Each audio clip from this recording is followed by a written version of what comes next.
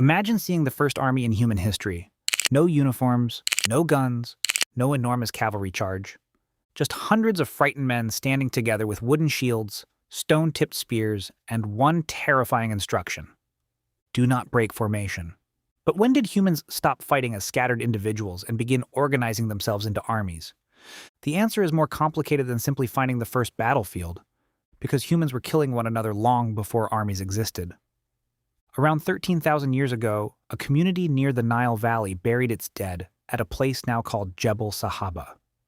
When archaeologists examined the skeletons, many contained injuries caused by arrows and other projectile weapons. Some individuals had healed wounds as well as fresh ones. That means they may not have experienced one enormous battle. They may have survived repeated raids and ambushes over many years. Another site, called Nataruk in modern Kenya, contains the remains of hunter-gatherers who appear to have been violently attacked around 10,000 years ago. These discoveries show that organized group violence is extremely old. But these attackers were probably not soldiers. They were members of small communities temporarily joining together to raid rivals, defend territory, take resources, or avenge earlier attacks. That is a war band. An army is something more complicated. An army needs leadership, it needs organized units, it needs weapons produced in large numbers, it needs food, communication, training, and a system capable of replacing the soldiers who are injured or killed. Most importantly, an army needs someone powerful enough to command large numbers of people. For most of prehistory, humans lived in relatively small mobile communities. A group might attack another group, but it could not easily support hundreds of people whose main responsibility was fighting. Then humans began farming. Agriculture changed warfare because it changed what humans could fight over. Farmers could not simply walk away from their fields. They had permanent houses, stored grain, livestock, irrigation channels, and valuable land.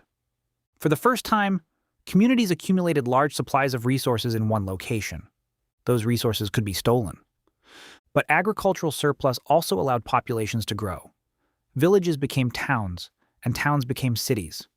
Leaders collected grain, organized workers, constructed walls, and controlled weapons.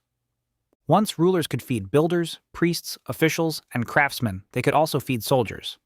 The earliest true armies probably emerged during this transformation. One of the most important regions was Mesopotamia, the land between the Tigris and Euphrates rivers in what is now Iraq. By roughly 3000 BCE, Mesopotamia contained several powerful city-states.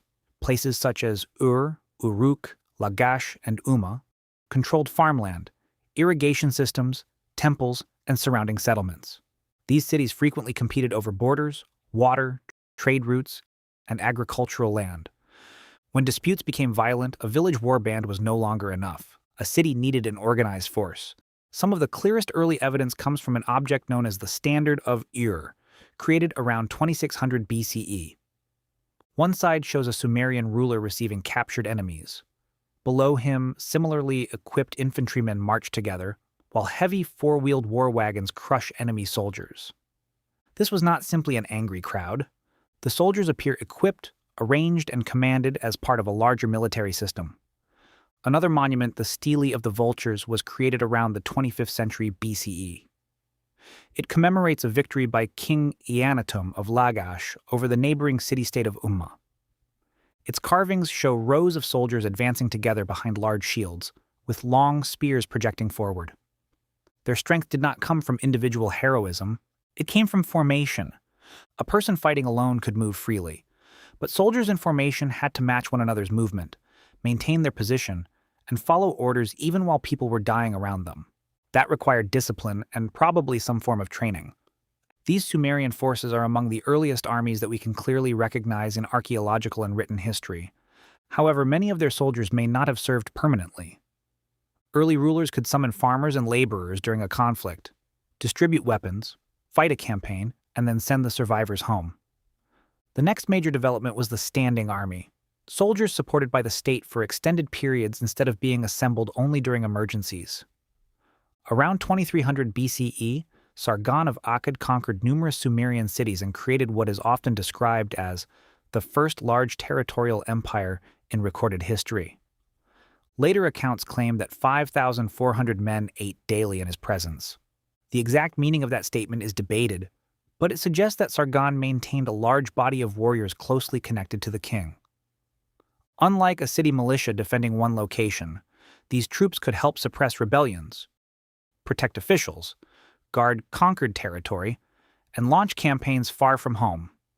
War was becoming a profession, and once rulers discovered the power of permanent military forces, armies became central to civilization. Egyptian pharaohs used armies to defend borders and expand southward and eastward. Later empires developed specialized archers, cavalry, chariots, engineers, scouts, and siege troops. The Assyrians eventually constructed one of the ancient world's most organized military systems, supported by roads, administrators, supply networks, and professionally equipped soldiers. But the fundamental idea had appeared much earlier.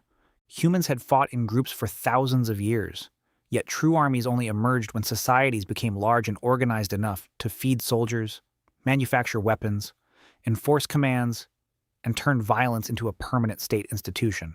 So, when did humans create armies? There was no single moment. The process probably began as agricultural villages expanded into competing cities between roughly 4000 and 3000 BCE. By approximately 2600 BCE, Sumerian art clearly shows organized armies operating under rulers. And by around 2300 BCE, rulers such as Sargon of Akkad were maintaining large military forces capable of conquering and controlling entire regions. The first army was not created simply because humans learned how to fight. It appeared when humans learned how to organize thousands of people, collect resources, obey distant leaders, and transform temporary violence into a system. Civilization did not merely create temples, writing, and cities. It also created the machinery of organized war.